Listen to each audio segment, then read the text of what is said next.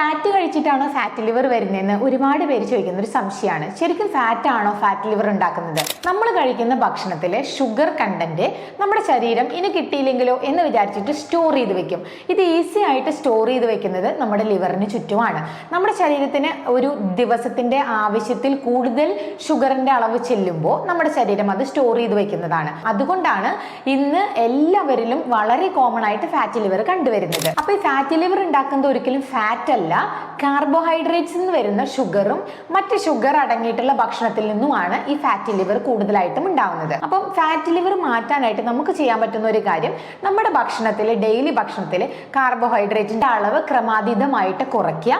അതുപോലെ തന്നെ നല്ല രീതിയിൽ വെജിറ്റബിൾസ്, ഫ്രൂട്ട്സ്, അതുപോലെ തന്നെ പ്രോട്ടീൻ അടങ്ങിയ ഭക്ഷണങ്ങൾ നമ്മുടെ ഭക്ഷണ രീതിയിൽ ഉൾപ്പെടുത്തുക. ദിവസവും 30 മുതൽ 45 മിനിറ്റ് വരെ സ്ഥിരമായിട്ട് നമ്മൾ വ്യായാമം ചെയ്യുക. അതുപോലെ തന്നെ വളരെ ഇമ്പോർട്ടന്റ് ആയിട്ടുള്ള ഒരു കാര്യമാണ് നമ്മുടെ രാത്രിയിലെ ഉറക്കം. അത് നിർബന്ധമായിട്ടും 6 മുതൽ 7 മണിക്കൂർ വരെ നമ്മൾ ഉറങ്ങുന്നുണ്ടെന്ന് ഉറപ്പുവരുത്തുക. അതുപോലെ തന്നെ ഒരുപാട് ലേറ്റ് ആയിട്ട് ഉറങ്ങാതെ നേരത്തെ ഉറങ്ങാനായിട്ട് ശ്രമിക്കുക. നല്ല രീതിയിൽ വെള്ളം കുടിക്കുക.